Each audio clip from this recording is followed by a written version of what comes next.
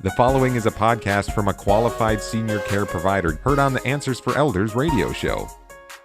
And welcome back, everyone, to Answers for Elders Radio Network. And we are here with the wonderful Hailey Richman. And Hailey Richman is here with us from Long Island, New York. And I am way out here in Seattle, Washington. So we are crossing the country.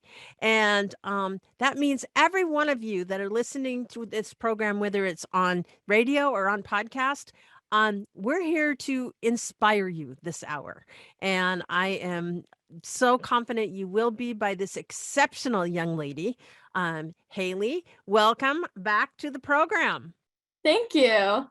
Hailey, you spent the first hour kind of sharing a little bit about your story and how you thought about making a difference. And, that's the little piece where you just kind of like gloss over.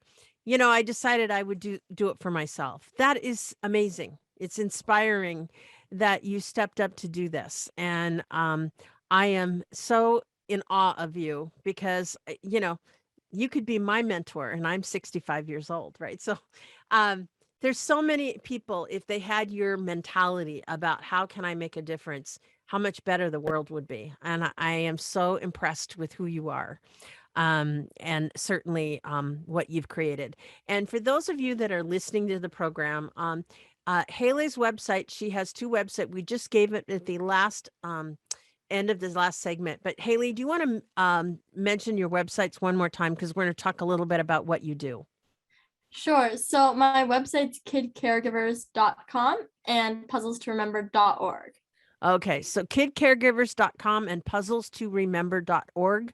Both of those are for kids to intergenerationally connect with seniors and especially those with Alzheimer's. But also I can imagine you've worked with seniors that may have dementia or just may be lonely or different things like that. Is there a program for that as well?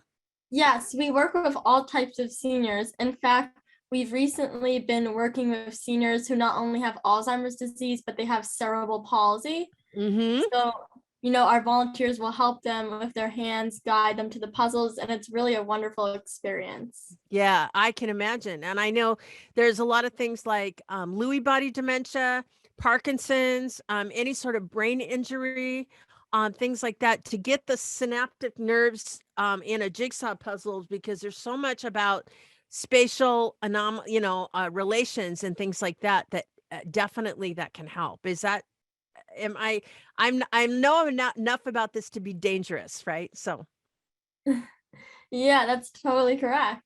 Yeah. So Hailey, you started Kid Caregivers with the blog. Then what happened? So at first it was just a blog where I would post stuff, but now I've expanded it. We do Zooms with people and we do meets with guidance counselors, and we can really talk about our experiences. Mm-hmm. And we have Puzzle Time, which is a branch of it, Mm-hmm. where kids could go and solve puzzles with seniors in facilities. That's wonderful. And how do you reach the facilities? Do they invite you? Do you call them? How do you get connected to them? So it's actually both. Sometimes they'll reach out to us, or if we have volunteers, we'll reach out to them and find the volunteers a facility. That's amazing. And how many states are you in right now? We're in almost all 50 states. Oh my goodness, girlfriend, you're amazing. Well, we definitely would love to work with you.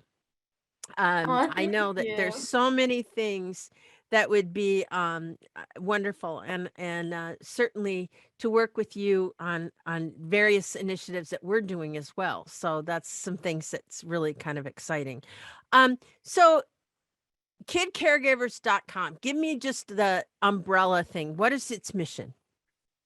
So its mission is to support and empower children who are caregivers. We want to help young people cope and enliven the lives of adults with Alzheimer's disease. Mm-hmm. And we offer puzzle time programs and intergenerational connections where young people can talk with elderly people, and they're encouraged to use their skills to benefit the Alzheimer's community. So what do you find is your greatest challenge? Sometimes our greatest challenge can be getting to facilities that don't have lots of resources.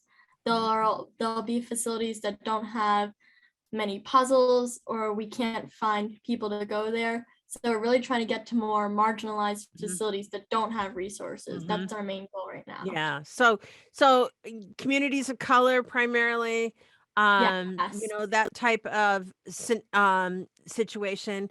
Yeah. And obviously we need some resources in that area. How do you inspire the kids to get involved? Is that a hard thing? So I just encourage them by saying, you're making a difference, and once you do it, you'll love it. And I think that's really been like the message. Like sometimes when people go in, they'll be afraid at first, but once they go and they start solving the puzzles, they're so happy and they're like, when can we do this again? Because I just think it's such an amazing experience that they're able to have this intergenerational connection, and they could talk about the puzzles and just talk with the seniors. It's great. Yeah. I can imagine. And certainly to have that relationship, because so many, one of the sad statistics I know, which I do another completely other program, but we basically focus on senior loneliness to kind of raise awareness of, the fact that they say 60% of seniors, according to numerous studies, have no regular visitors. 60% in communities. And that, of course, those are the ones they can track. So if you're really looking at seniors that may be isolated at home especially during the pandemic, there's all kinds of despair and loneliness and things like that. And sadly, our society, is not, we don't treat our seniors very well. And to have a generation like yours that can, create this basically like a grassroots effort truly to build something that's pretty amazing. How, you've inspired a lot of kids out there, and certainly we're excited to see, what you're doing. So Hailey, tell me a little bit about, when you go into a community, what happens? How do you get that process going? So at first we may go into a few facilities with some children, and they'll tell their friends and more people will want to go. And what we've had a lot of different people. So now we have ambassadors. So people can become ambassadors for their state, and they can find volunteers for facilities and almost take on a sort of leadership role, helping these facilities and benefiting their communities. Now, do you have a list of ambassadors for every state? So if someone reaches out to you, you can connect them. Is that what you do? Or how do they find their state ambassador? Yeah, so some states have ambassadors, some don't yet, and some just have volunteers. If there is an ambassador for the state, I'll contact them and reach out to them saying we have some volunteers. And if they're located near where the volunteer is, they can help find the volunteer facility. Or if it's a big state, there could be multiple ambassadors for different. Sure, like California. Yeah, big exactly. State. Yeah. So it's basically like a regional type ambassador. Is that correct? Kind of thing. Yeah. So if you're doing a program and you go into a community, how many kids usually go at one time? Just one at a time, several at a time? Do you do a team approach? What do you prefer if you had your ideal scenario? What would that look like? Yeah, it's like a team. So they can go in with their ambassador or a bunch of volunteers, maybe 10. Obviously with COVID, it's kind of impacted that we can't have as many volunteers in facilities. No. But before COVID, we would have 10 volunteers, or as many seniors that are going to be there. They would each have maybe 1 or 2 volunteers to help them. And do you, when you get there, do you go like on a regular schedule, or do you just go every once in a while? How does it usually work? So it really depends. We've had high school students go every single week. Amazing. So they would go every Saturday, or some people go twice a month. So it really depends on what works for someone. That's amazing. That's amazing. And obviously when you do this process, tell me about the results. What are you seeing happen? I see something beautiful happen. There's an intergenerational connection, and they're able to bond with the seniors. They can talk about the image, they can talk about the birds. And I see not only the person with Alzheimer's disease being in a better mood, but the student who's volunteering too. So it makes me really happy that they can both get joy out of this. Yeah. I've seen that in so many scenarios when we do outreach. How often do we have a situation where we do something in the way of community, outreach, and then the individual that shows up that does that it means almost more to them than it does the senior. Not that the seniors don't love it, but it's really an amazing experience. And talk about a foundation for our youth, to think outside yourself and to have a mission for something that's greater and for a greater purpose, how that can affect your life. And, obviously you've had kids under 18 that are now adults. Has that been able to carry into their lives a little bit? Yes. I think it's shown them that like they can volunteer in so many different ways and really touch someone's life, even by simply just solving a puzzle. Yeah. They're in their whole life puzzle as well, aren't they, in many ways, right? So the fact that they're doing that. So obviously we're going to talk about how our community, wherever you are, can help in our last segment of this hour. Hailey and I are going to talk a little bit more about Kid Caregivers and puzzles to remember. In the meantime, Hailey, how do we reach you?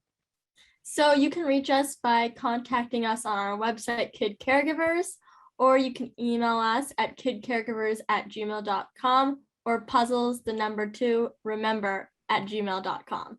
And you're amazing. And you're the founder and executive director of this organization at 14 years old.